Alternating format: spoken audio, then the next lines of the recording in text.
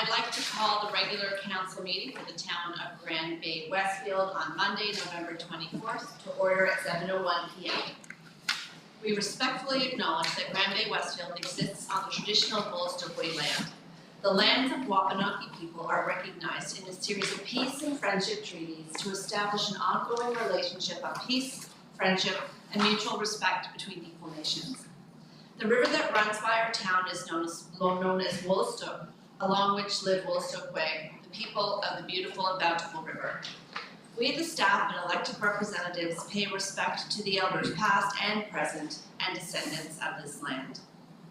I'd like to move on to item 4, record of attendance. Let the record reflect that we have everyone here tonight. Thank you, council.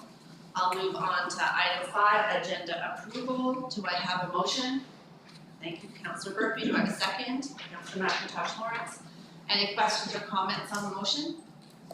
There being none, all in favor? Aye. Contrary minded? Motion is carried. Thank you. Item 6, disclosure of conflict of interest. And are there any? There being none, we'll move on to item 7, public hearings, presentations, delegations, petitions. And item 7A is the 2025 community grants from the fall intake, and it's our check presentations tonight. This is always such a good news story, and it's not just a good news story for council who has the pleasure of supporting these great groups, but it's a good news story for the community as a whole, because if we didn't have groups like the ones that are here tonight that do all kinds of incredible work to make our community a better place to live, I don't know where we'd be. So a real heartfelt thank you on behalf of the town and council from me for all the work that you're going to be doing with these grant funds. So I will start off with our first recipient, and it's the 3034 Blue Mountain Rangers Army Cadet Corps, and it's for cadet special events and such as the flu shot clinic and Christmas parade. So I invite you to come up and receive your check.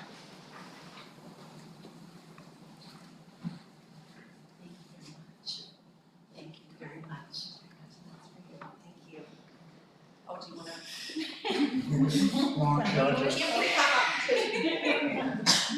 Okay. Thank you. Then we have Englewood School for the Sit, Watch, and Serve Community Volleyball Bench Project, and that was for $1,000.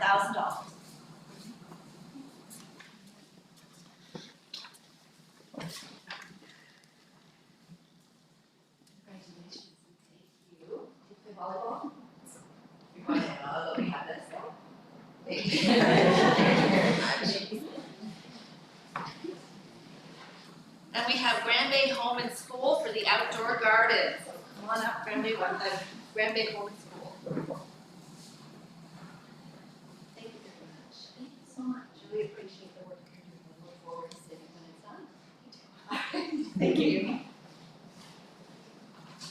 And then we have Royal Canadian Legion, Branch 22 for the Veterans Banners. Of course, we have Corey, who's done such great work, so thank you very much for everything. And we have RVBA for the Community Basketball Program. We have someone from RVBA here tonight. Well, I'll accept this on their behalf, and again, thank you to the RVBA. I'm very familiar with their program. All my children went through it, and I know they have a huge impact on the community here, so thank you to RVBA for the work that you do on behalf of the community. Next is the RVMS Home and School for the outdoor ice rink, and here we go. Congratulations. Thank you very, very much. Thank you very much. And lastly, not least, just last, we have Westfield School for basketball net number 2. And we have a very special guest here. It's your first council meeting. Hopefully not your last.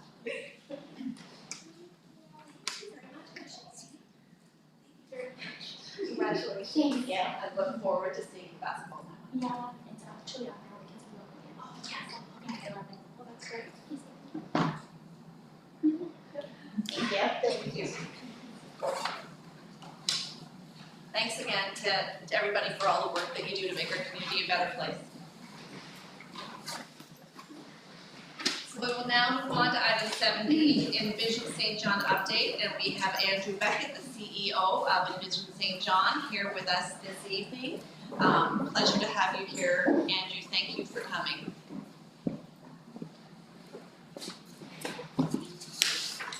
Good evening, Your Worship, members of council. Always nice to be able to get up Grand Bay. I wish it was during the daylight time, but still nice to get out.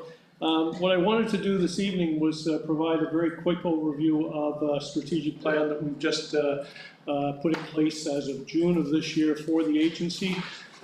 Give you a sense of where some of our focus is for the current year and how we're looking at monitoring that and putting it into action. I'll blast through this as quickly as possible in the interest of providing a bit of time for questions afterwards. And I'm going to probably press the wrong button after which start. So in terms of our strategic plan, it covers 25 to 2030. This is the second 5-year cycle for the agency. So we just completed our first 5 years. And again, just a reminder in terms of our role that Envision St. John is the region's lead economic development and visitor attraction agency tasked with sustainably growing our economy and population. We're a convener bringing together diverse stakeholders to develop a shared economic vision. And I mention the convener role because a lot of the work we do simply can't be done just by our agency in and of itself. It relies on a lot of different players within the region to work together towards achieving the outcomes. And so that role we play in terms of bringing people together to have those shared discussions is a really important piece of what we do. During the development of the strategic plan process, we had the opportunity to revisit our mission and vision, and I think this is informed based on input we got from our stakeholders, but also a better knowledge after 5 years of an understanding of what we do and a better appreciation for what we do. So we tried to capture it in our mission and vision statement. Mission being that we drive strategic, robust, sustainable economic growth, attracting visitors, people, businesses, and investment to the St. John region while enhancing our enviable quality of life. And again, under this one, I would greatly emphasize the enviable quality of life because in a lot of our investment attraction activities, visitor attraction activities, the one common thread that we hear from people when they're coming to the area is that the abundance of nature matched with a strong urban core as well, and that quality of life that we enjoy here is something that's very, very enviable from the standpoint of businesses that come in. Excuse me, in terms of our vision, Envision St. John unites the voices, values, and vision of our community, serving as the trusted steward of the St. John region's economic evolution and shared success. So to skip to the meat of the strategic plan, we're focusing on 4 areas coming up: growth readiness, talent attraction and retention, business attraction, retention and expansion, and visitor attraction.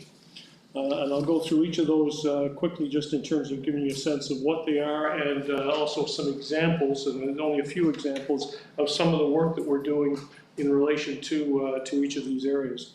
So in terms of growth readiness, for the members of council that were able to attend the workshop we held last week, you'll understand growth readiness is a pretty expansive topic. You can get into a whole range of different areas here. We play a role in some of those, and others are involved in different aspects of growth readiness.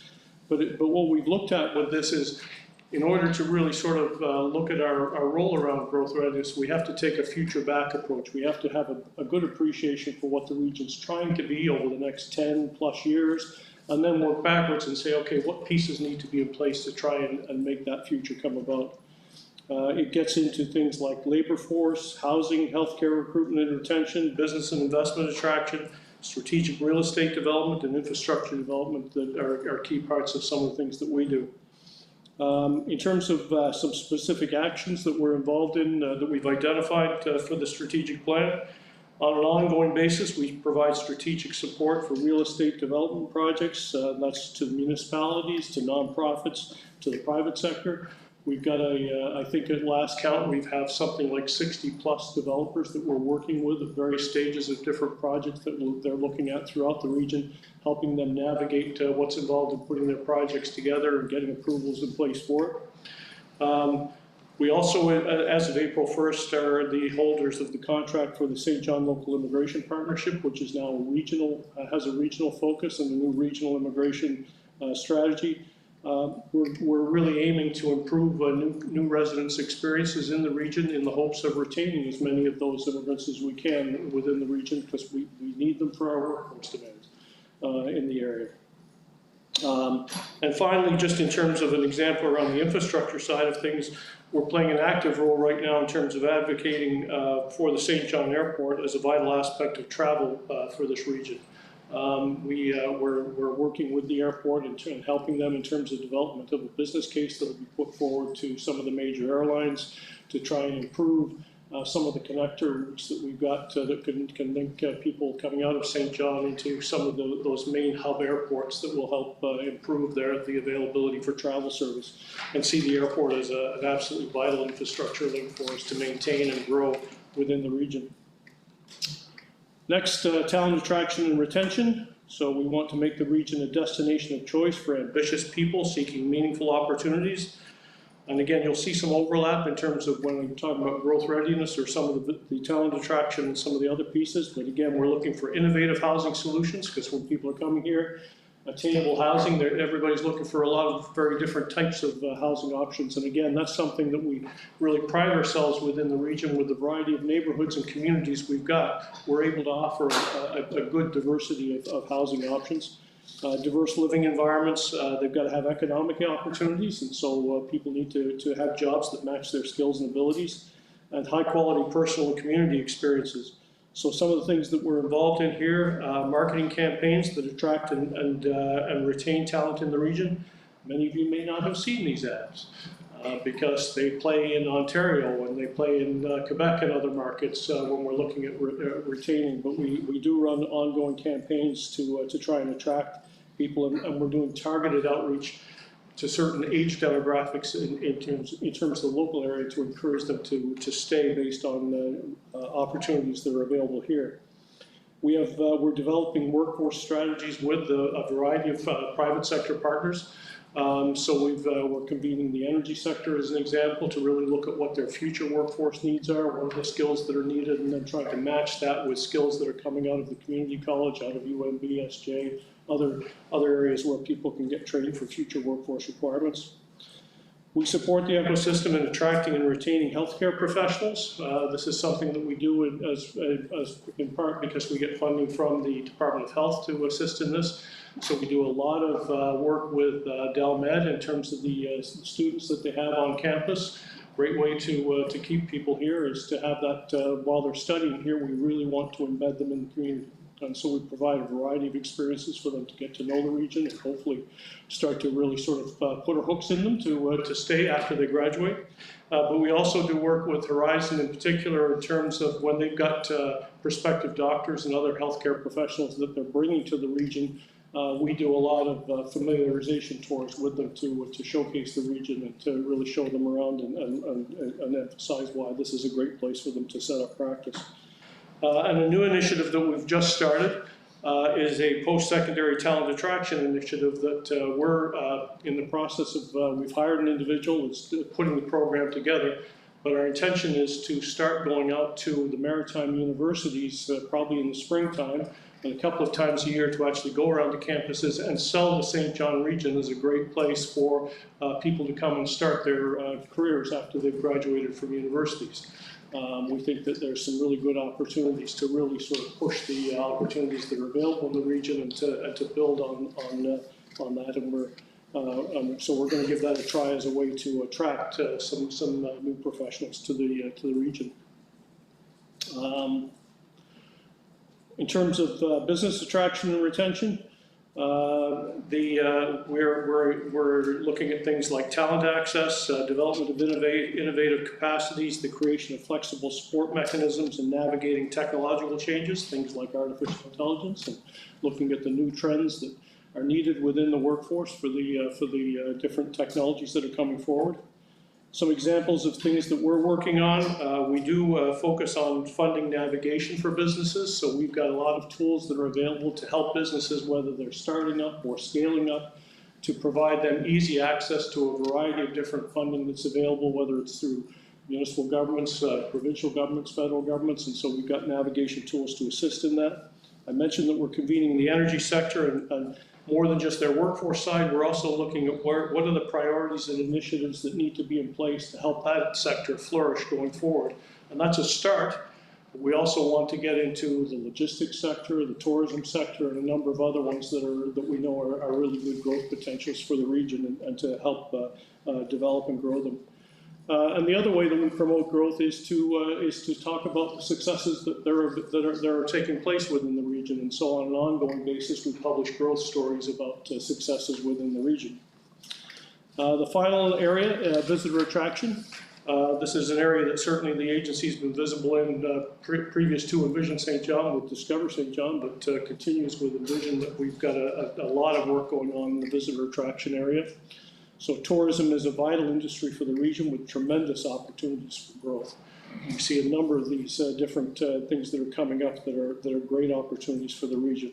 And this is not just about, while it does create jobs and it stimulates entrepreneurial opportunities, it also has a ripple effect in terms of improving the quality of life for residents as well. That done well, the visitor attraction side improves the range of activities, the range of different options that are available to improve the quality of life for our residents. So some of the things that we're doing on the visitor attraction side, we run a whole range of awareness campaigns in strategic markets. I would say in 2026, we're taking a much deeper dive into the eastern United States. See it as a great opportunity to attract visitors from that area. We've just as of this past week entered into an agreement with Destination Canada and Expedia that will see us doing a very extensive campaign into the eastern United States, which will then actually free up some other money that we thought we were going to spend in that market, and we're going to go heavier into Ontario and Quebec as well in terms of markets that we've seen success in the past, and we think we can continue to build on that.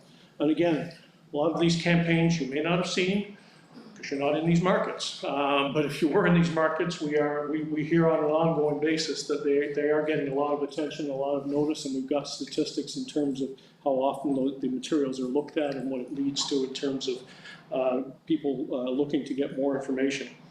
We do a lot of promotion of regional events through our website and other social channels to really make people aware of the range of different activities that are going on throughout the region. We provide sponsorships to a variety of events throughout the region, and we provide locals and visitors with information about the regions. And one of the examples I've used of that is the ambassadors program that we have available online. We encourage local residents to take it, as well as we use it for training with a number of businesses that are involved in the tourism sector. It's a great tool to really get familiar with what goes on in this region. We have an abundance of different activities and events that we hope people will learn more about, because we are really, really fortunate in that regard. To support the work that we do, I talked previously with Council, I think it was last year, we talked about the Regional Economic Development Plan, Tourism Master Plan.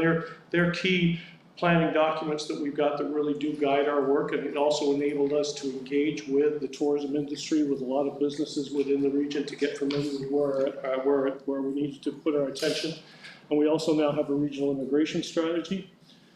Economic intelligence is another key enabling piece for us. What I'd mentioned there is we just launched within the last couple of weeks a new dashboard that's available. It's now actually mobile device friendly.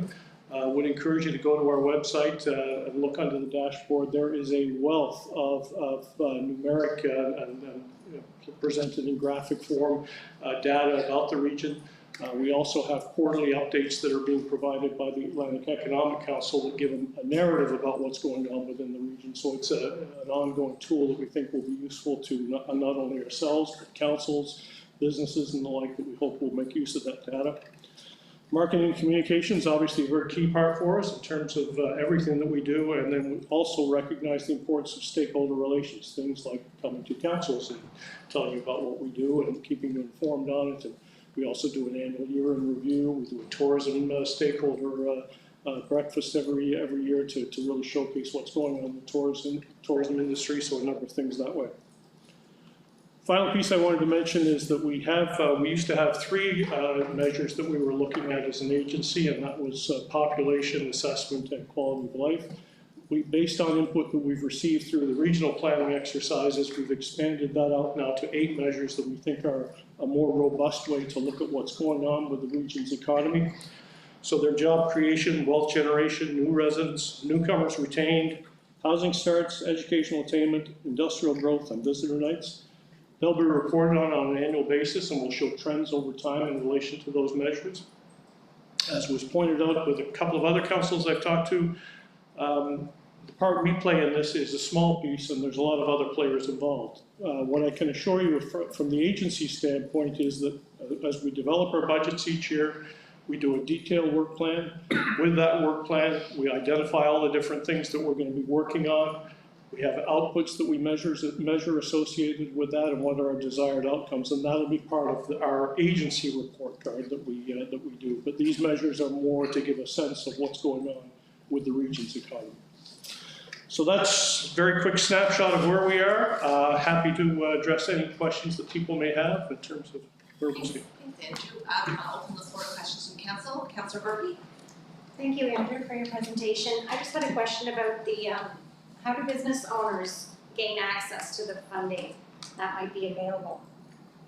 Can you just go to the website, or is there somebody that Envision that they can contact? Craig Wilkins is our lead contact. Craig and Nada Rabi are the two people that work in that area. There is a website, SJ Business Connects. Maybe wrong on that one, but I think it's sjbusinessconnects.com that does provide a very, very easy navigation process for people to just put in some basic information about their business, and it will tailor a response and highlight different agencies or programs that they might want to consider.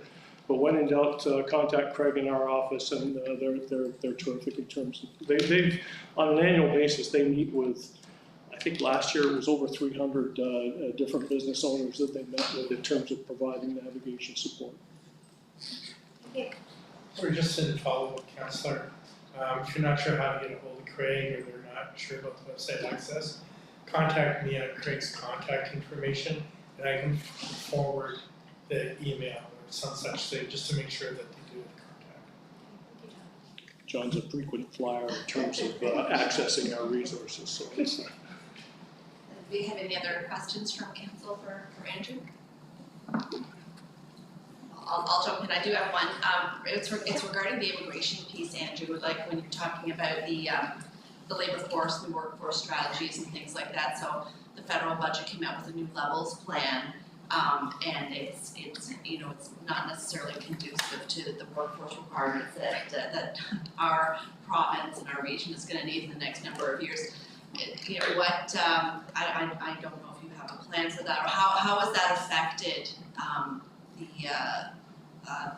the plan, the numbers, the expectations going forward?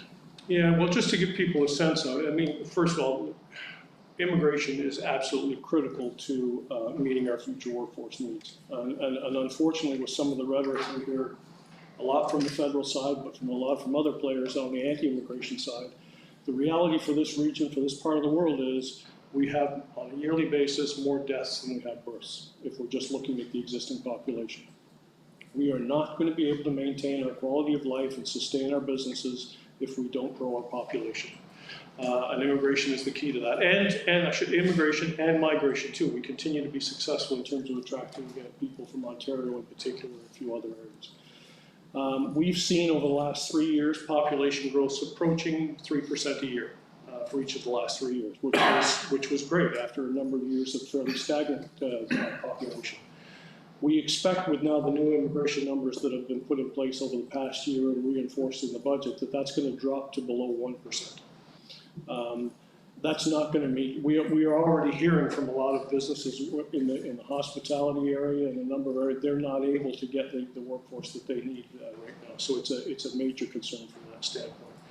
Our focus, twofold. We'll continue to lobby with both the federal and the provincial governments around trying to get an Atlantic Canada cargo. I mean, we've got 25. We're approaching 25% of our population is 65 plus.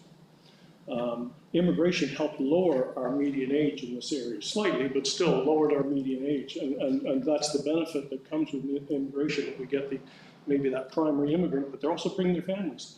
And that can decrease the age of the population. So we do think it's an Atlantic Canada carve-out would be warranted. So we'll continue to lobby for that. And then the second piece, and the regional immigration strategy goes into this deep. I'd say actually there's two other pieces I've had. One is really focusing on keeping people here. We have to, the immigrants that we're able to attract here, we have to work really hard on making them feel as at home as possible and to really integrate them into the community in the hopes that they'll stay for a long time. And we are also doing a lot of work around anti-immigration programming to try and improve the general environment within our communities to fight against I'd say that we're seeing too many examples of racist activities and racist comments being made, that we're trying to put in place a more humanistic approach to it. We're trying to put a face to immigrants and telling about the positive contributions that they're making within our region, and trying to promote that as a way to better educate the public on the importance of the newcomers that we're able to attract. Thanks, Andrew. John, I think you have a question. Just more of a commendation, Andrew. I listened to you and Shandy Merrifield, the CEO of the Chamber, on the podcast. I think it's called Port, I'm not sure. Port podcast, yeah. Really appreciated your passion and your insights, and then the good dialogue that the three of you had, and encouraged council to listen to that. But I really appreciated hearing what you guys had to say. It was really good, and I hope a lot of people do listen to that. Thank you. It's in some ways I've got the easiest job possible. This is a great region, and it's great to have an opportunity to try and showcase that to other people. We've got a lot to offer.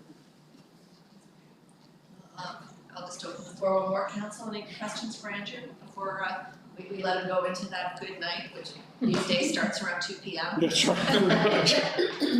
I would look. We're into the holiday season now, so I wish everybody a safe and enjoyable holiday season, and look forward to the continued good work in 2026. Yes, and Thanks, same to you, Andrew. Thank you very much. Thank you. Thank you for coming. So the motion is that the Council of the Town of Grand Bay-Westfield receive and file the information as presented. Do I have a motion? Councillor Bellamans, thank you. Do I have a second? Deputy Mayor Toole. Any questions or comments on the motion? There being none, all in favor? Aye. Contrary minded? Motion is carried. Thank you very much. Item 7C, public hearing of objections to amend the zoning bylaw. I will now open the public hearing. I will call 3 times for speakers. Is there anyone to speak on the amendment of the zoning bylaw? Are there any speakers on the amendment of the zoning bylaw? And a 3rd time, are there any speakers on the amendment to the zoning bylaw?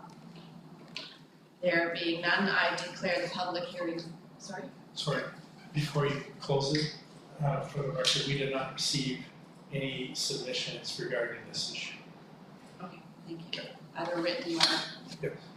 Yes. Now declare the public hearing closed. Then we will move on to item 7D, and we have the ATV Club President, Rob Burke, here to present to council.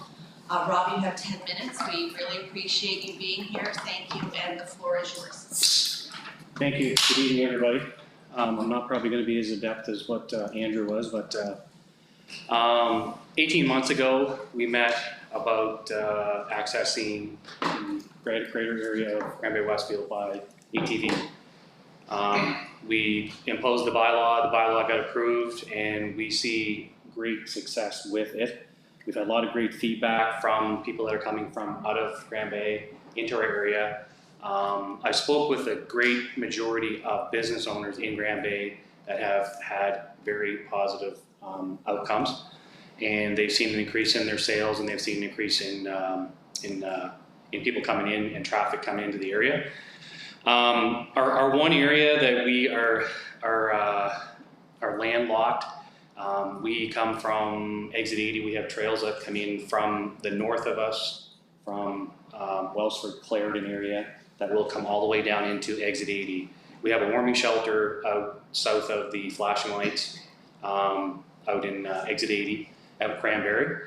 So people can access that area. When it comes to that, after that area, they're completely landlocked to be able to come down into areas like the Westfield Eatery and or to come down into any areas into Grand Bay-Westfield, Shoals, Irving, those kinds of things. So what we're asking for is we're asking for an extension to be able to go down 177 to exit 80 and then up to the warming shelter and out. So that people from on the north of us, you'd have people coming down from Fredericton Junction, from Musquash, and those types of areas that would be coming down in through the Wellsford, Clarendon area. That would be coming down into, proposably into Grand Bay area for us. On the south of us, we're going to be connecting at Highway 7 across on the other side is the Lorneville Trail Riders. They have geographical areas that they're going to be having trails that come to meet us on that side. The provincial government has made recommendations that they are going to have a provincial-wide trail that's going to start all the way from Sackville, New Brunswick, and go all the way up through the northern regions, Campbellton, Edmundston, all those kinds of areas. And they are starting to drop down in through Woodstock, Fredericton area now. So the reason why we're asking for this is we want to have geographical areas where we can come in through to allow people to come into Grand Bay at this point, so that we don't miss the boat. If we're too long, they may end up going around us and not coming down into Grand Bay Westfield and connecting into Warrnambool. We do 2 planned runs every year. One is the Bobby's Hospice run. Most people have heard of that one. Everybody's been touched by Bobby's Hospice in one way or another. Everything, the proceeds for that run is donated to Bobby's Hospice, so whatever that would be. The second run that we do is the Winter Link Run in conjunction with the Lorneville Trail Riders. We do a 3-shack connection, so you can kind of go around to the different shacks and see the different areas. It's really hard to say that you can't enjoy any of the areas around this area. It's a great area to go to explore. Wellsford and all those kinds of things have beautiful areas to see, from lakes to streams to hiking trails, all those kinds of things that you can access.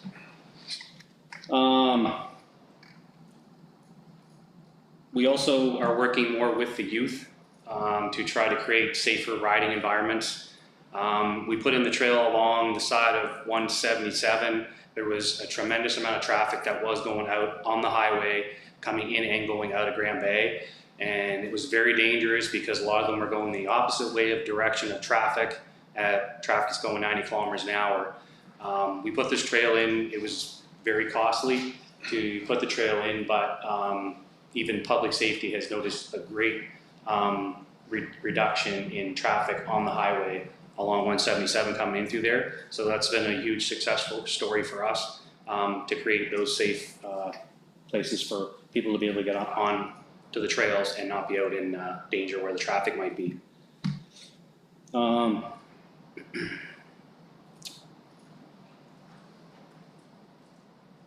Increases in revenue for local businesses and tourism dollars is basically what we're trying to establish to allow people to come into the town of Grand Bay to be able to see what it has to offer. Anybody that comes in here can sit and look at the off the hook, that lookout out there that he's created there is some of the scenery there is just incredible for people to sit down and have a bite to eat and get gas or whatnot at Irving and Shultons and those kinds of areas. And that's all I had. Well, thanks, Rob. I appreciate that your presentation on the bylaw and the proposed bylaw, and also the work that you're doing with the clubs. Thanks so much for that. I'm just going to open the floor to see if there are any questions for you from the council. Deputy Mayor Toole. I do, but first I'm not quite sure what you're requesting for road wise, because I know right now it's allowed to go from the trail and access to Flavors and access to gas stations. So what are you asking on 177? So we're asking for from the Irving to continue on to the flashing light at exit 80. So the whole. Yeah. So just clarification. Yeah. My question, I guess it's more of a comment. I could say it since the number one complaint I hear from residents is ATVs on the roads. It's the number one. In town. And I know, I've always heard that, there's bad actors and it's not there, but I from what I've heard and what I've witnessed, I have trouble seeing that it's a good idea to extend all of 177 access to ATVs. If the fact that we've extended it for a short piece and in that last year or 2 years, the amount of noise and complaints has increased. So I'm wondering if there's anything you're doing on the ATV group end to try to deal with that type of behavior. It's just, it's tough because I see and I know there's great trails in the back and I fully support people using the trails, but I find it hard if we already have problems with the small piece and people using that road and lots of complaints to actually extending that. I'm having a tough time trying to reconcile. Yeah, that's a valid point for sure. And I'm sure that probably beforehand there probably was complaints. I did speak to the RCMP and they mentioned that there wasn't a whole lot of data prior to when the bylaw was installed or put in. So they couldn't really say that there was a rise in them since before it was implemented. But we have been involved a lot with public safety as well. Any of the complaints that are coming in, they usually let us know, and public safety is usually made aware. So as complaints come in, public safety, they'll dispatch their team to come to the area where there is more complaints, and areas where there is problems. And that's kind of where we're kind of looking to help with that. So if there's areas where we need to, apply those things, we can, if we knew that that's where it is. I know I hear them talking about there's a few different streets, but on the other side of the coin, if they had a valid, legitimate route to come in and go out, would they be in those areas? There very well may be some. I'm not going to say that you're going to stop it completely, but to give them a valid way to come in and out and do travel. I won't draw this out too much longer, but since COVID happened in 2020, I don't want to blame everything on COVID, but since COVID happened, more people have been outside. ATV and UTV sales have just exploded since then. More people are getting outside and they're enjoying the outdoors. So the way that we see it is that ATV or UTV and being in the outdoors is not going to go away. I mean, there's probably most of the people in Grand Bay that have an ATV or side-by-side in the garage or have used them before. So we'd like to be able to have it so that they could have an area that they could have a legitimate way to come in. We went through this when we started with the Irving Way.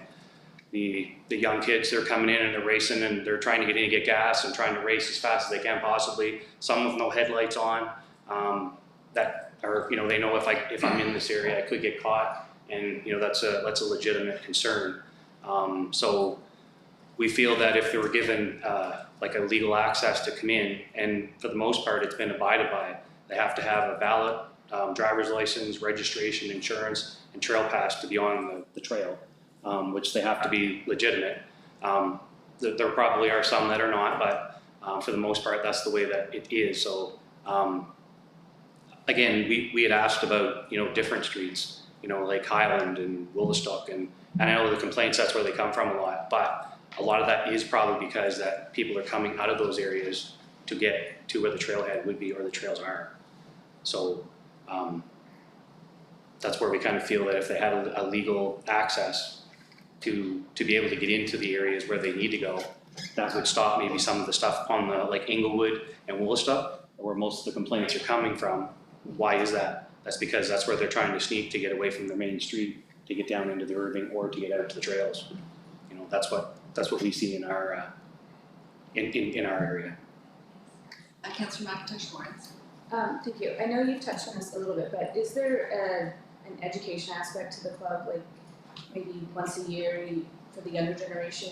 Yep, we do. We don't put it on, but the Musquash Club does. They put a safety course on that basically it talks about basic riding safety, what they should be wearing, goggles, how to ride, how to lean, and those are they're safety courses. I don't mean that. I do, but I mean like being respectful and following the rules. And if you're not going to follow the rules, you're going to lose privileges. And that's been talked about with everybody in the ATV club meetings. when we have our meetings, we talked about that, about, this has been, the 18 months has been a trial thing, and, it could be yanked away from us at any time. And for the most part, the people that are legitimately fully legal, they're not gonna be rushing or racing to get anywhere. They're gonna be abiding by what we're trying to do, so. I have a second, or, it's a completely different question. Have you spoken to the gas stations in town? Has there been an increase in gas deaths? Yep, so the Irving in particular, I did go down and talk to Phil, and he mentioned that. And I mentioned that they should legitimately, they're seeing it pretty much everywhere. The Lorneville Irving, you can't get gas now unless you pay first. The one on the Fairville Boulevard, only the inside one you can get, and then go in and once you get your gas and pay. All the rest of them are all you gotta pay at the pump. So when I went and asked him about that, he said that corporate doesn't want that. They wanna have the honor system. So I had said maybe just the inside lane that's closest to you, have that one so you can pay and come in, and have the outside one is pay at the pump only, so it would kind of, alleviate that. I did talk to Paul at Schulten's, and he never noticed a big significant increase in that. He said it's been, there are some, but he said it hasn't been anything that he's noticed. It was just mostly Phil that noticed the increase. And he mentioned to me that was one of the things that he said, but he did say that he was all for the ATVs coming in there. It is, it's a shot in the arm for all of them to come in there. Eastbound Burgers, Off the Hook, Pizza Light, all those places, Schulten's, Subway. The other thing that we had mentioned too is the Westfield Eatery. They're at the other end of Westfield, and it's unfortunate that a lot of riders would like to be able to go down and have a meal in there. So and we did ask about that as well. Maybe we could just come down from exit 80 to their establishment and then back up to exit 80 again. So they could at least access them, so that would give them the same benefits that the other business owners have in town Grand Bay-Westfield. I think John, you had a. Yeah, thanks Rob for the information so far. Really what I'm hearing is that there's a lot of dissatisfaction with people who aren't, the people who are law-abiding, who aren't properly enjoying it. What is the local's position and also the provincial associations regarding the licensing of ATVs and side-by-sides? Because my understanding is they're not licensed. ID people who are stealing gas or breaking law is challenging. It's widely known the RCMP have a do not pursue policy. Licensing so that these vehicles could be readily identifiable would be helpful. Is there a position by either the local or the provincial association regarding the need for this? That would be off-road enforcement would be what they would enforce those things. I didn't want to bring up too much about the no run policy or no chase policy, but it's out there. I've talked at many of the shelters with the younger generation, and they know that once the RCMP are coming up behind them or the city cops, what are they doing? If they don't have registration, guess what they're doing? They're not going to stop. It's out there. It's unfortunate that they know it, and it's. I don't know how to combat that other than to get maybe the type of bike and maybe the kid the helmet and have. So I think you misunderstood. A license plate. Oh yeah. So that the RCMP, St. John don't have to pursue. You know what? This is a license plate. We go to the owner of that vehicle, and you end up getting a lot more convenient enforcement, for lack of a better phrase. Yes. Just wondering if the association has a position on those types of vehicles being required to have a license plate on. They all are. Every one of them. They just Then don't, how are they getting away If they're with not- this? they don't put them They on. don't, they're not licensed, so they don't put them on. You're kidding. Or Because they put them on. I don't know that I've seen any Yeah, other plate. or Exactly. yeah, they just literally have them in the back pouch or whatever, and they can be fined for not having it exposed.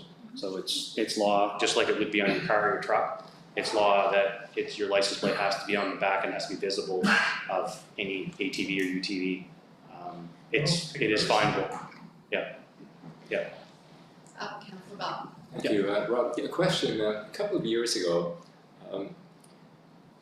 there was an arrangement made with, I don't know whether it was an ATV federation or whether it was a local club, for access from the power line down a Westfield Golf and Country Club cart path in the wintertime. Yeah. And it was designated that there were poles on both sides. Is that still in place?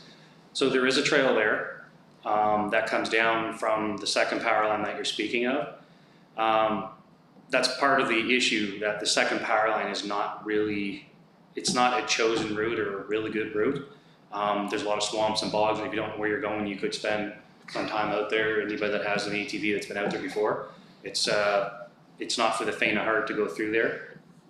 There's some deep places where you can get lost, But the intent was to get to the restaurant when it was open in the wintertime. yes, and that still is, yeah. So we work closely with the Snowmobile Club, and we help groom some of the trail, and they help groom some of the trail to be able to access, to get in from the backside of, it would be off the Hillendale into the Casket Kettle now.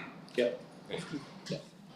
Councillor Bellmans, then Councillor Burke. So why did the gravel heels shut you down? Through the pit, heels pit, why did they shut you down? I don't know the answer to that. I know that we used to be able to go in through there to the back of the store. I think it was the people that have the horses on the top of the hill. If you came down through Keel's Pit, down through Valentine, I think it is, or Valentine. If you come down to there, you'd be going across the front of the school. You couldn't really get anywhere in back of there. The only way to get to the store is you'd have to come down onto the road, onto 177, and turn to go down towards the store. So there probably was people that did that, that came down and went on the road, but again, not legally, I guess. Paul? Yeah, so one gas station said there's a lot of theft and one says not. So why is one saying no to one and one saying yes? That I don't know.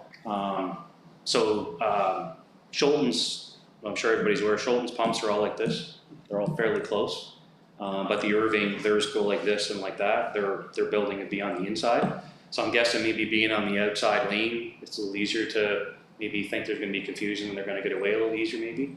I don't really know why that is, but when I mentioned it to Paul, when I just spoke to him, because I told him I was coming, and kind of wanted to get his feedback, and he was very much for the bylaw the way it was. So, Councillor Burke? Thank you, Rod. So my question is, it might be written somewhere, but I don't remember seeing it. Is this a 24-hour access? So if you're out at 3 in the morning or? At this one here, the way that it is right now, yes. Yeah. More question. You said on the new spot on the highway, they built an access road from the landfill all the way to the. Yep. So you said that how much problem you had on the roads.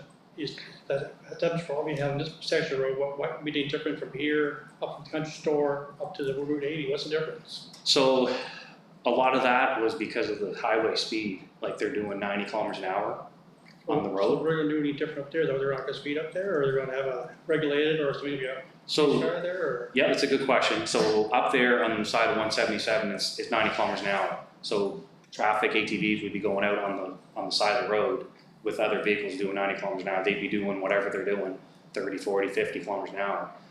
In town here, it's 10 kilometers less than whatever the speed limit is. So if it's 60 that's posted, the ATVs do 50, and they stay to the right so that people are able to access or go by them. Other than being in the turning lanes, they'd use hand signals like you would on a bicycle to turn in like near the Irving or into Schulten's, those kinds of things. Does she have lights on the bike? Or you use a tail light or brake lights better than on your hands, but place has no lights. If they drive at night, everybody drives from the house in the middle of the night and 2 in the morning, you hear the bikes. We're in the like quiet bedroom community, and all I hear is bikes in the middle of the night. Yeah. And I got a bike myself, but I don't kids, they chased them off Thursday, they changed sauce. It was like the whole Grand Bay could hear one bike from 50 miles away, so I don't know how you police that. Yeah, I've heard the same thing, but people will say the same thing about Harley Davidsons in the summertime, right? I don't know what the right answer to that is. That there is a law that has to meet whatever specifications from the manufacturer on the baffles that are in the exhaust. They're supposed to be on there. They're supposed to be in there all the time. They'll be modified. I work brand new bikes at Shelton. I think that's an enforcement issue that's out of scope. So, maybe that. Yeah, no, it's a good question. Just one moment, I just wanna make sure there's no other questions first, and then we'll come back to you, Councillor. Any other questions? Can we, Your Worship, next time, next meeting, next reading, can we have the public safety here in the RCP office, maybe chime in too, or I don't know, maybe a better idea what's going on, because I don't want to make a bad decision on something that. You need the some public- data. Yeah, the Understood. public need to be here to say. John? Sorry, Councillor, we knew Rob was coming. We wanted to hear what he has to say. We have been working with both public safety and the RCMP, and we do have correspondence, would be the right word, correspondence from them regarding some of the challenges that not only the association is facing, but our residents are as well. Thank you. Do we have any further questions for Rob? So I appreciate you coming before us, and obviously there's a lot of interest in the topic, and appreciate the work that you're doing to try and keep four-wheeling a safe sport for all. Yep, awesome. All right, Thank you. Thanks. The motion is that the council of the town of Grand Bay-Westfield receive the information as presented. Do I have a motion? Thank you, Councillor Berkey. Do I have a second? Thank you, Councillor McIntosh Lawrence. Any questions or comments on the motion? There being none, all in favor? Contrary minded? The motion is carried. Thank you. Item 8, minutes of previous meeting. 8A, regular meeting of council minutes November 10th, 2025. The motion is that the council of the town of Grand Bay-Westfield adopt the minutes of the regular meeting of November 10th, 2025 as presented. Do I have a mover?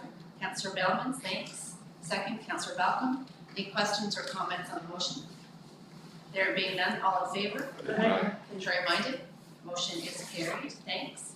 Item 9, unfinished business. There being none, we will move on to item 10, bylaws. 10A, GG-001, Council Procedures and Organization Bylaw, third reading. I will do the third reading and I'll have the CAO speak to it and open the floor for questions.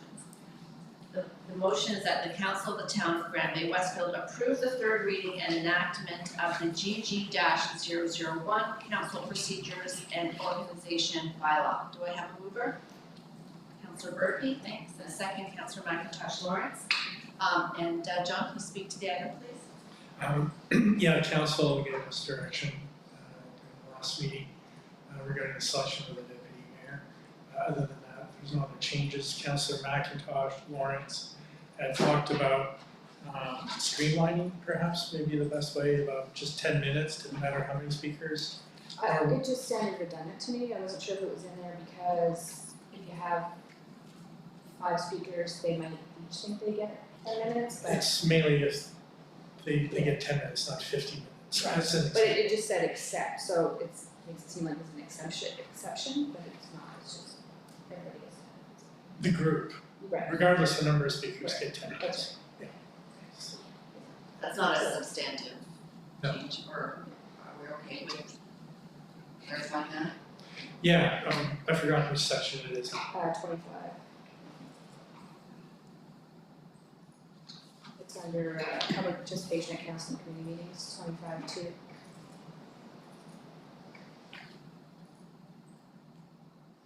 Yeah, but we also just want 2 speakers as well. Okay, so, I mean, maybe it's fine, it just sounded redundant to me. no, I think we're providing clarity as to how many speak and how long. If we just say, we don't want 10 people speaking for a minute each. Right. You know, then because you're shuffling people around, it it becomes a 15-minute exercise. The only thing we may be able to do is delegations consisting of more than 5 persons shall be limited to 2 speakers. And maybe not speak, then just dropping that last clause, speaking not more than 5 minutes. It's fine, if it's for clarification, Yeah, we just, okay. Any questions or comments on the motion? Councillor, you're satisfied with your answer? There are no further questions or comments, all in favor? Aye. Contrary-minded? Motion is carried, thanks. Item, sorry? I just have a thought, Your Worship, for council. This would be for the next council. I'm just wondering, after the next council does a strat plan review, do we do a governance review? There's been a lot of changes. Do we want to look at maybe a different way? Do we have committees? Do we not have committees and things like that? So just put it out as food for thought. We've undergone a lot of change in recent years, and we should be maybe reflecting on how we ourselves conduct our business. What's the most effective way to do it? I'm just putting that out there as a thought. Thanks, John. Okay, we'll move on to item 10B, GG-002, Council Code of Conduct, second reading. And John, I guess you to speak to that. Yeah, thank you, Your Worship. We did not include this for the second reading last time. Councillor McIntosh Lawrence wasn't able to be here. We had made the changes that were asked for at the time, and then Councillor McIntosh Lawrence had some other thoughts. I was going to let her speak to that, Your Worship. Just for next council, I just thought in some of the language it talks about not being able to attend more than 25% of meetings virtually, but it didn't say anywhere if there was a minimum number of meetings you need to attend while you're on council. And I just thought if there's like a provincial standard or national standard, or just, it would be good for people coming on to know that, because especially if you're retired and you're gonna travel, it would be nice to know what's expected of you. So the provincial minimum standard, I'm not saying a best practice, is that you attend once every 2 months. So, and that's where the 16% comes from? Yeah. That's That's the legislation. Our attendance is significantly better than that. Yeah. And, the absence, sorry, No, 16. Oh, 16? Yeah. Once every 2 months. That's the provincial. that's the legislation. It says that you can't miss more than 4 meetings at once, and you have to attend once every 2 months. So that works out to 6 meetings a year. So do we follow that legislation, or? Nobody is. No, we have good attendance in that regard. The absences that I'm aware of, people have been out of country, some members have ongoing health issues. These are all reasonable things. We don't have people playing hooky per se.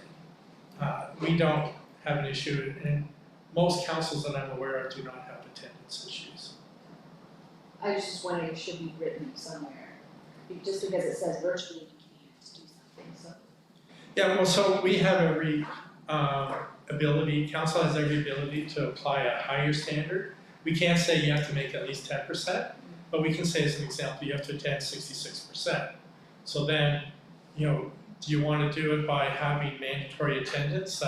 These are meetings that you have to attend, and for an example, giving us a thought, the ones, if you want, would be examples of what that might look like is council orientation would be mandatory. Strategic planning session, the one we do every August, would be mandatory.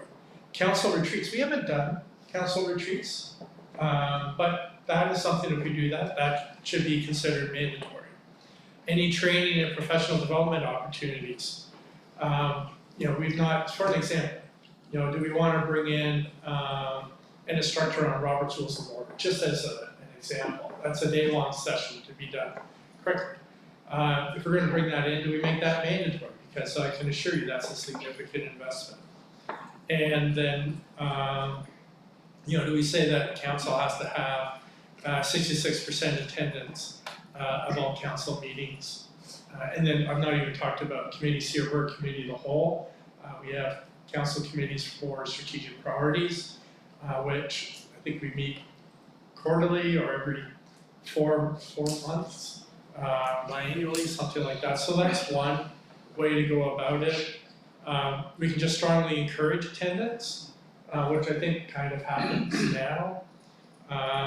We do tracking already because if you remember the annual report, we have a table, I think it's a table, right, Rob?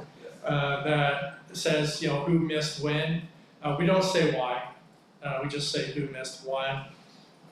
We can articulate what's considered a valid absence, illness, medical appointments, bereavement, or family emergency. I had a family emergency end of September, beginning of October, I forgot when it was. If the mayor's away on FCM stuff as an example, or other exceptional circumstances, or prior notice to council, such as, Councillor Day traveled around America once summer, I think it was, I don't recall. But these are exceptional circumstances. So those are some of the ways. I would not say we have an attendance problem. And I think most councils that I'm, dealing with my colleagues, they don't have attendance issues. Councillor Day?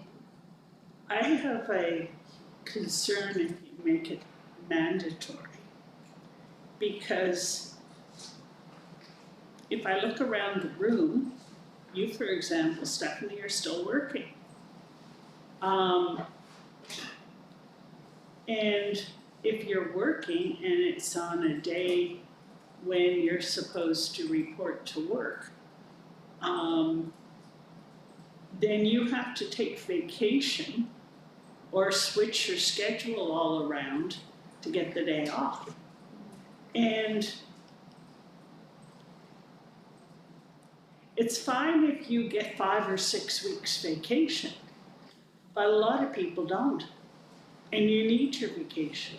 I'm sorry, people need to have time to relax and rest and do family things.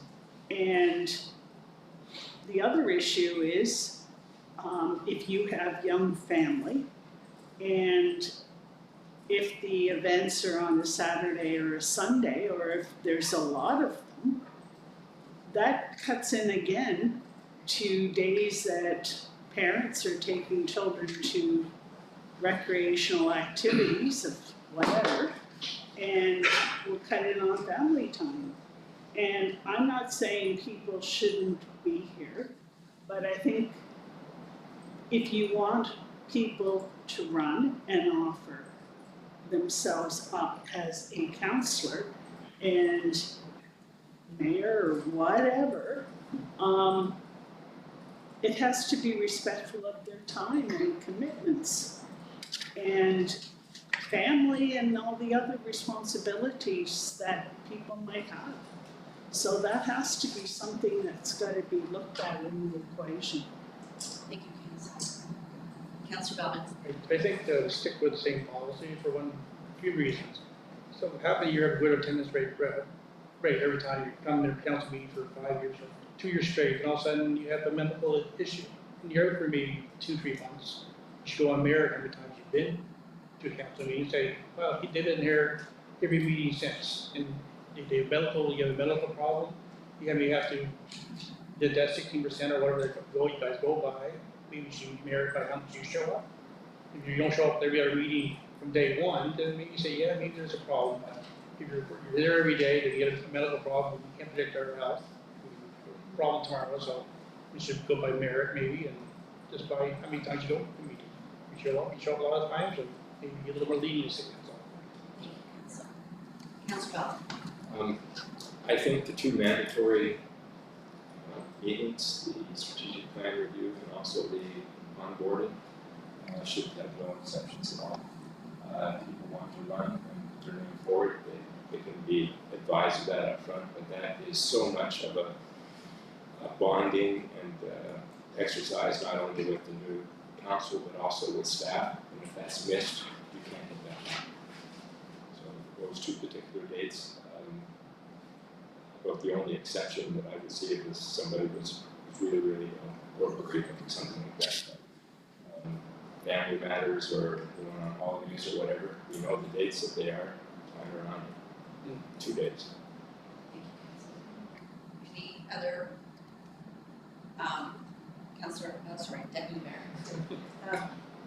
No, I kind of go on both fronts. I do agree with letting people know kind of what the commitment is. I think that's because you do make a choice whether you work full-time or you're retired or you have young kids. It's good to know the commitment and to know if you can put that commitment in before you do it, because it's like I take vacation for any of the strategic plan events, any daytime events, I have to take vacation if I go, but that's something I do before I took care of mine. So I think that you come here, you make a commitment to do it. I think the excuse that obviously if you're sick or even everything, that's good, but yeah, I'm on both sides of it. I think not like fully mandatory, you have to like track everything, but I really think having some structure that we expect people, if you're putting your name forward, that you're going to give this amount of time. Thanks, Deputy Mayor. Jonathan? Observation. Yes. I want to speak to Councillor Belton's point. I feel very fortunate that we have a good council. You know, I think the leadership team recognizes that we have a council that works well together. And I think a lot of that foundation comes from Councillor Belton's point that the orientation onboarding that we did, I think that we laid the foundation there in the inclusion of our councillor from Ward 2, who I don't think of from Ward 2, but I know as soon as I get an email, she's from Ward 2, but I don't think of her that way. We spent a day-long session trying to get her on board, and council went through a lot of material. And if there is to be mandatory, I entirely agree with Councillor Belton here, that onboarding and orientation we covered through so much material. I've forgotten offhand, James, I think we're spending $25,000 on that. That's a big investment in people. And you know, and when I do council orientation, when I did it for you guys, you all attended. I did say, please set aside this time, you know, to come. And I do think a lot of the success of this council is the way we start. And to miss that, you know, worries me a little bit, because they're going to be feeling alienated. They're not going to be included. They won't have gone through all the stuff that we went through together as a group. I'm not going to identify the councillor, but I remember at the end of the first day, a councillor observing, I feel like I got punched in the nose. And because there's so much information was brought forward. And you know, if everybody feels they got punched in the nose, there's a certain bonding about that. So that's just my observation, Your Worship, that I think your success as a council goes back to day one. Yeah, no, thank you for that. Just my observations, I think that 16% is an incredibly low bar. That's 16% that the province sets. Are there best practices that are recognized around the province in terms of required attendance at council meetings? Do we have that data? No. Finding best practices on this was a challenge.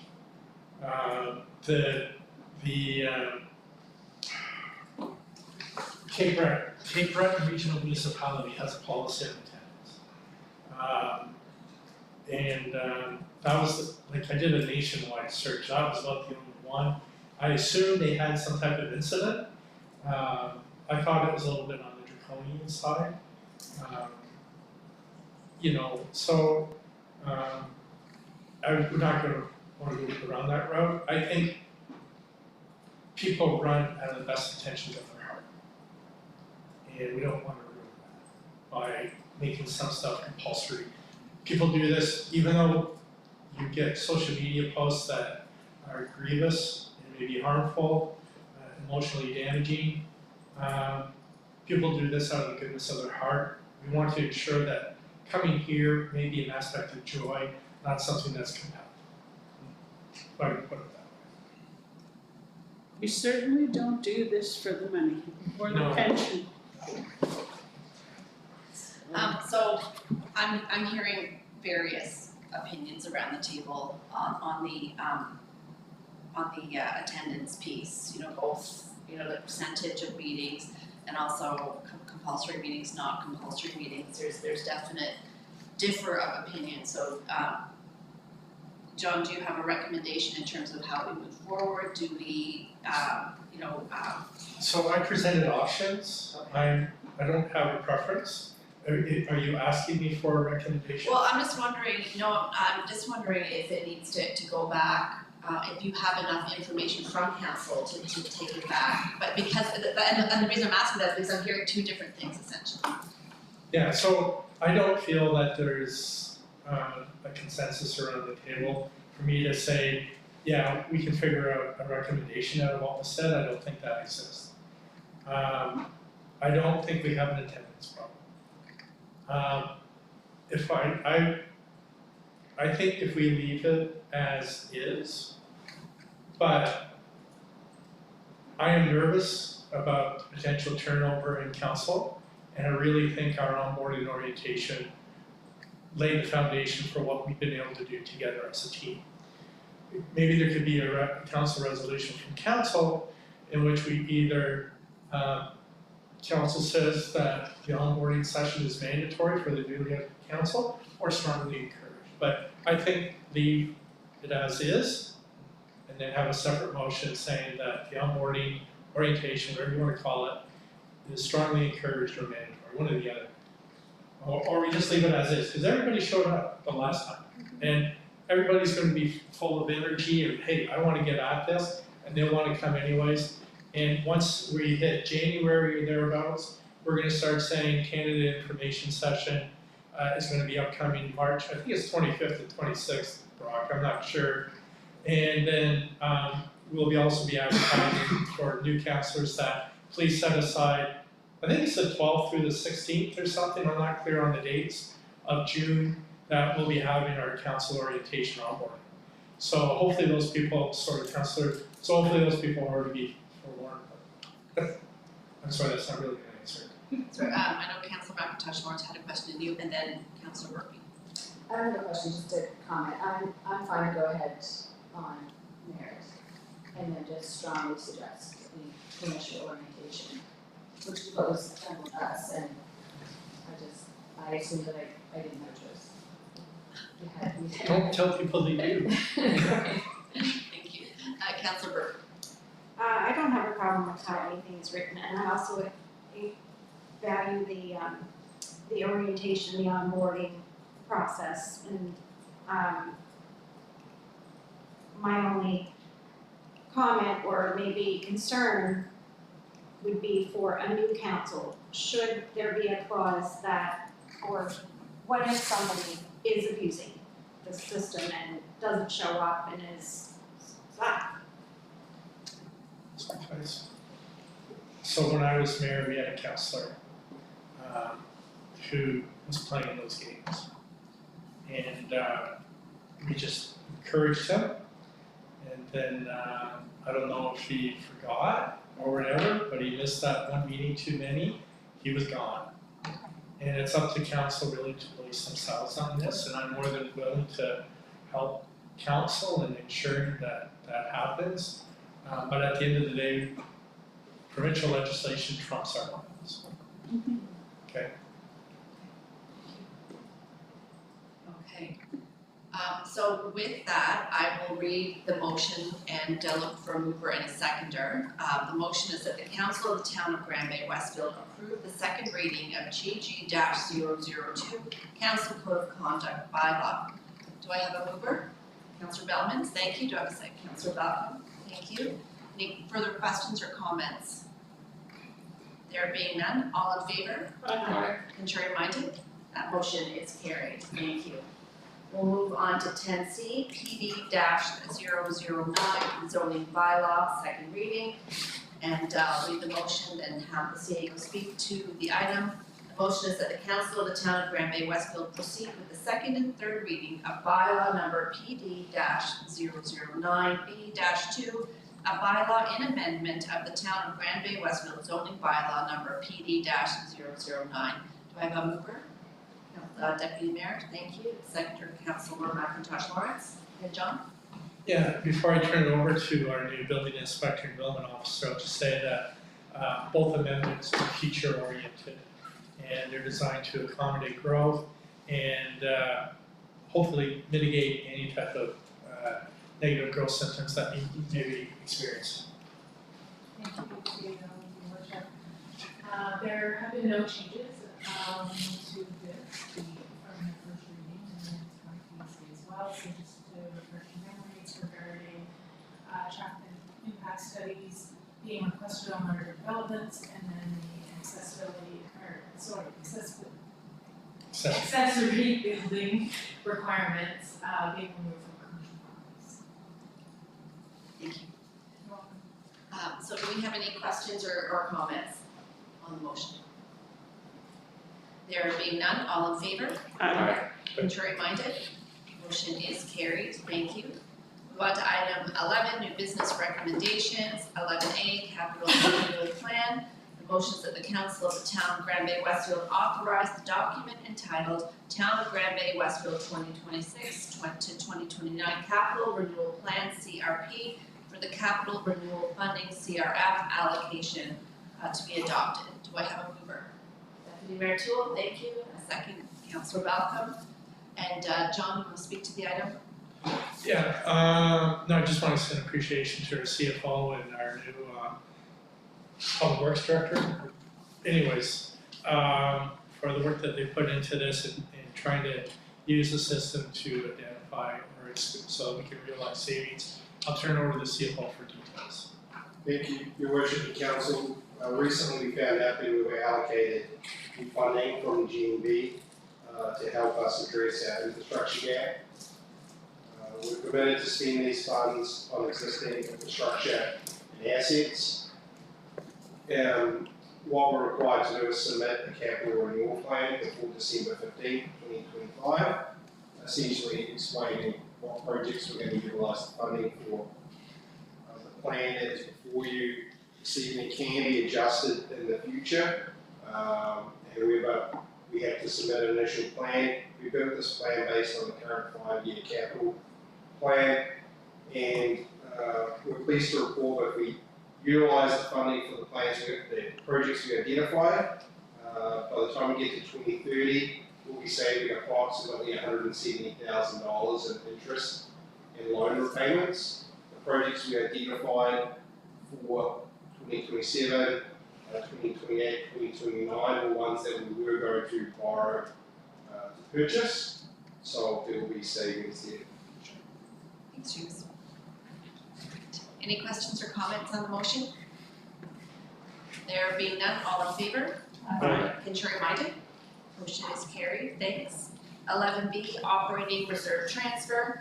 The motion is that the Council of the Town of Grand Bay-Westfield authorize the following transfer. $90,000 transfer from the General Revenue Operating Reserve Fund to the General Revenue Fund. Do I have a mover?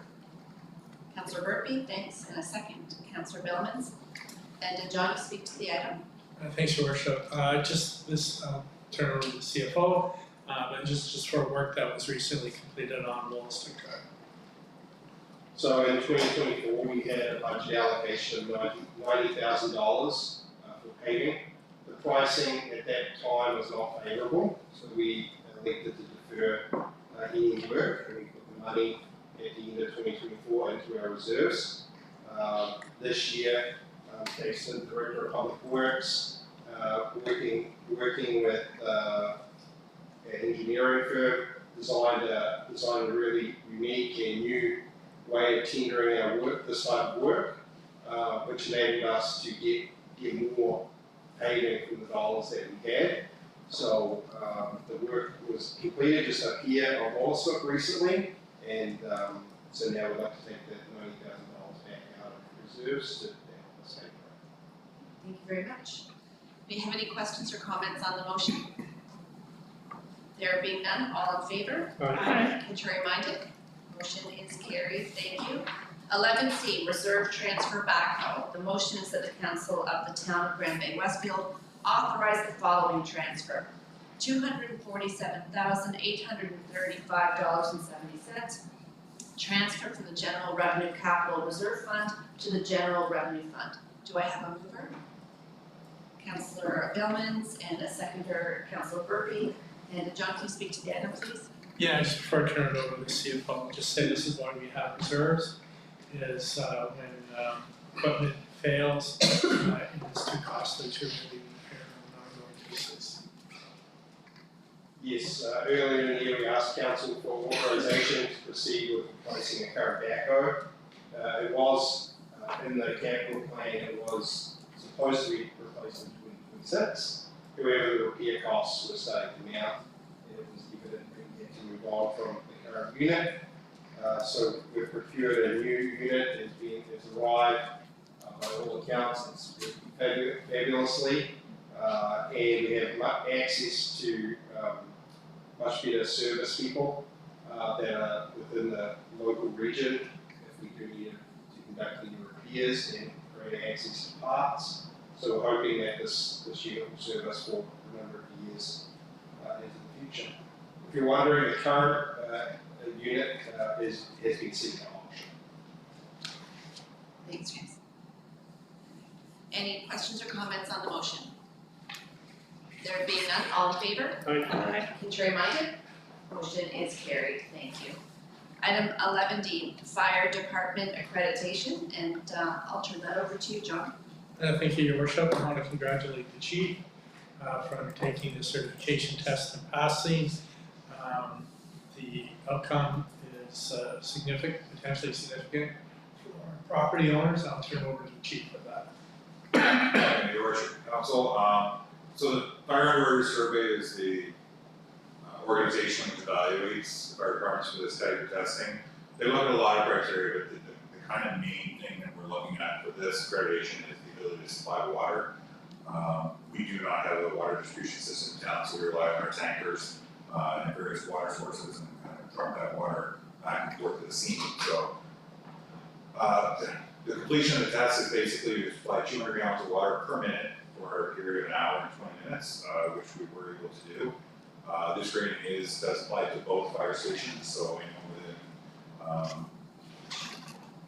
sorry, I forget the number of kilometers, but within, it pretty much covers the majority of the town.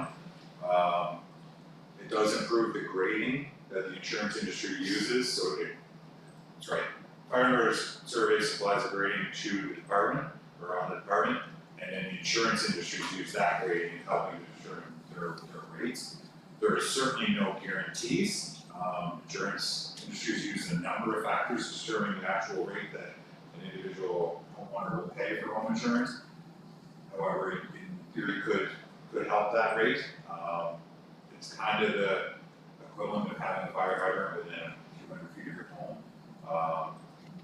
The second part of this is it does, and potentially more importantly, is it does set that standard for fire departments. And we now can say that we officially do meet that standard, kind of a universal standard, industry standard across North America for the most part, people who supply at least this amount of water. And then the one final good point in this is we were actually able to attain this accreditation with the use of only one mutual aid tanker from our neighbors in Gloucester. What that means is, should we encounter a much larger fire and we're able to then access the number of tankers we threw across the region, we essentially just went zero issues with supplying water in the supply as long as we're able to get those additional tankers. Okay, thank you, Chief. That's great news. Congratulations to you and to the entire fire rescue team. Thanks. We have any, before I read, I guess I'll read out the motion on the floor. The motion is that the council of the town of Grand Bay-Westfield receive this report as information. Do I have a mover? Councillor McIntosh Lawrence, and second by Councillor Billmans. Any questions or comments on the motion? Councillor Day. How do the insurance agencies know that we have that accreditation? So the Fire Underwriter Survey provides that, so it's kind of like a database that all of the insurance companies can access. We actually completed this testing back in the beginning of October, but we held off. Well, first off, we didn't actually receive the official certificates to present to council until this last week or two. But it takes a while for that to reach the insurance industry, but it should be there now for anyone that's up for it. Great. Any other questions or comments? There being none, all in favor? Contrary minded? Motion is carried. Thank you very much. And we'll move on to item 12, bills for payment.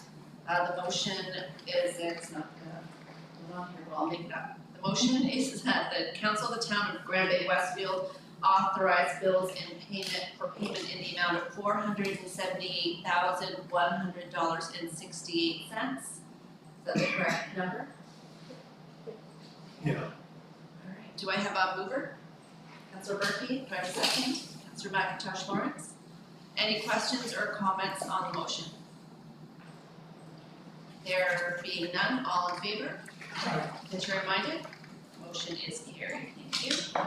Move on to the consent agenda, item 13.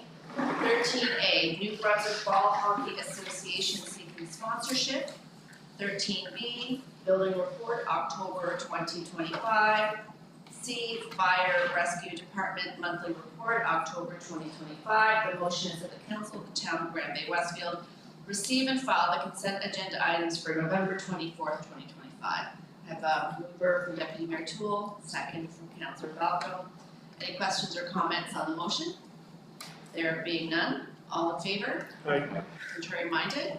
Motion is carried. Item 14, council reports. The Deputy Mayor Toole, you kick us off tonight.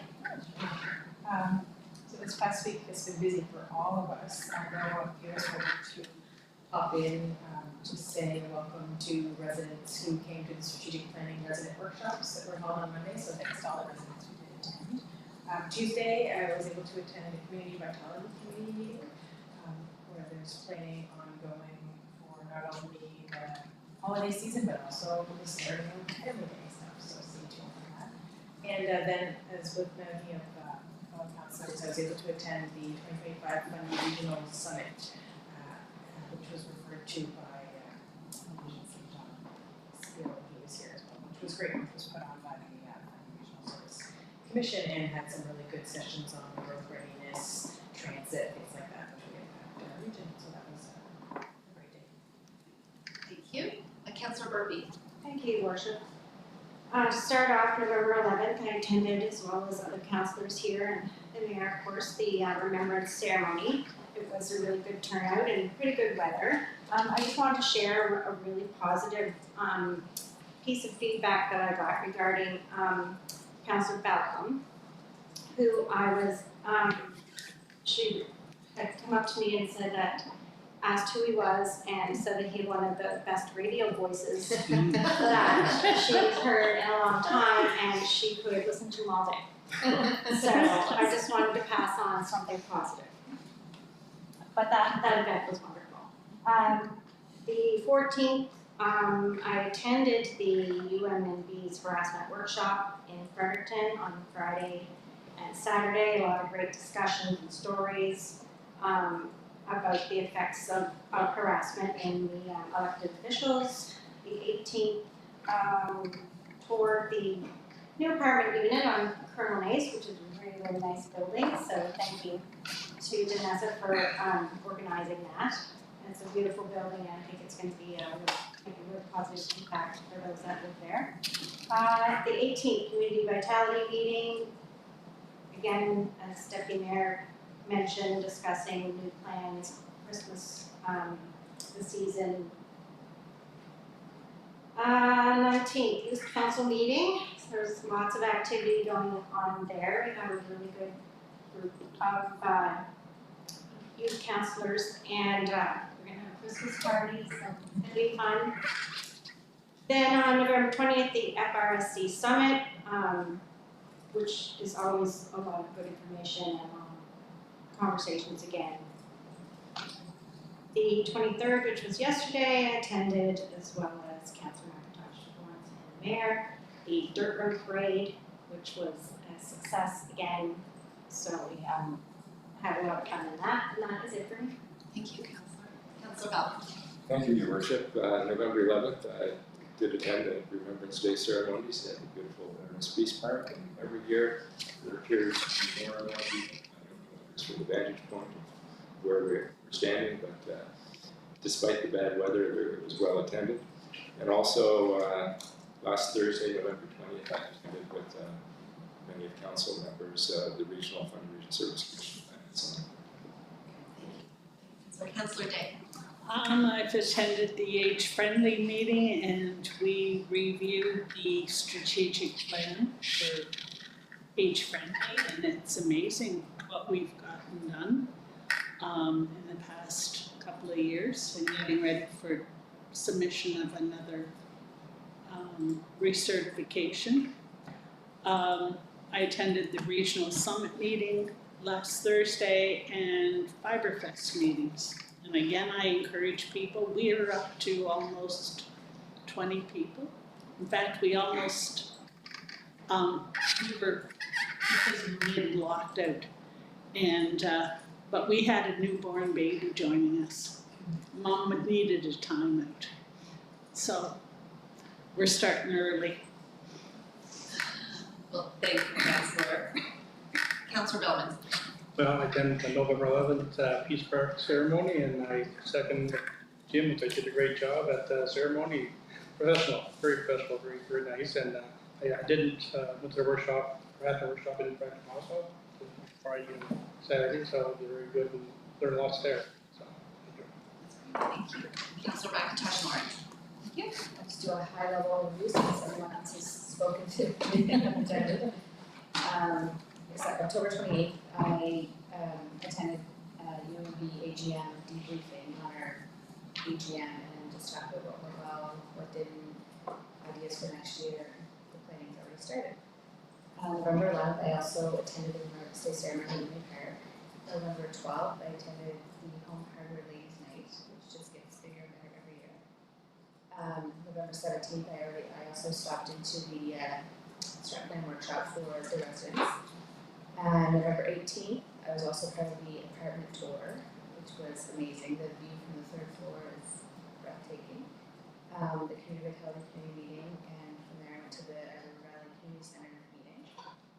And November 20th, I also attended the Fundy Region Summit, and yesterday was the Doing Parade.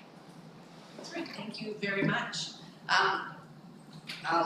How about I just hit the stuff that you guys didn't go to, because I think except I do want to touch on the Remembrance Day ceremony again, and it's hard to top what you guys all said, but you know, the Legion and Councillor Balcom and everybody involved does such a beautiful job, and it's such a meaningful day for the people in our community. I really appreciate the work, and Councillor Balcom pinch hitting for Ed Solney when he was sick. That was really great. So much appreciated, Councillor. Thank you very much for that. I had the pleasure of attending the BTK World Men's Curling Championship announcement, which is pretty exciting news for the region at large. We have some world-class curlers right here in Bay-Westfield, so it's going to be a great week in when that happens. I attended the Outstanding Business Awards put on by the Chamber of Commerce, and it was particularly meaningful this time because we had two residents as nominated as finalists for the one of the awards, and while they didn't take the award home, it was really great to see them honored by their peers in that space. So congratulations to Beth Hatt and Danielle Timmons with Aquila Tours. We're very proud that you're part of the town. What else? I did all the strat plan sessions, ladies night. Westfield Career Day. I did that in partnership with our fire and rescue. I've done this before. It's really wonderful. This school puts on a career fair for the students, and they have it separated out by grade. So the kindergartners come up first, the first and second and third graders, and they all have very different questions. But it's really, really wonderful. I truly appreciate the opportunity to connect with the kids, talk a little bit about what the job is like. I will say that this year I didn't have my own table, so everybody was much more interested in fire than they were in talking to the mayor. So I don't know, maybe I'll be on the other side of the room next time. But yeah, no, it was really great day. And again, I did all the regional summit, etc. I just want to touch on the dirt road parade, which was great as always. A huge thank you to Amber and the Westfield District Recreation Association and everybody that worked so hard to put that event and all the other events, together. It's really great. I believe they have one coming up this Sunday at, what time is it, Carrie? Is it 2 o'clock? Yeah, the gingerbread. The gingerbread house. Yeah. So if you haven't, it's gonna be great, it's great every year, but you do need to sign up for it. So when is the cutoff Thursday? Yeah, Thursday. So go on to the Westfield District Recreation Facebook page or the town Facebook page or the town recreation Facebook page. Is it Rob? We have the gingerbread house Yes, it's on the recreation Facebook page, and that'll give you all the information that you need to know to sign up. It's a great event, we'd love to see you there. So with that, we'll move on to item 15, business arising from committee of the whole. There being none, we'll move on to adjournment, and the motion is that the council of the town of Grand Bay-Westfield adjourn the meeting at 8:36 p.m. And do I have a mover? Councillor Murphy, thank you. Do I have a second? Councillor McIntosh Lawrence. All in favor? Aye. And Chair reminded. Motion is carried. Thank you, Councillor. Thank you to the leadership team.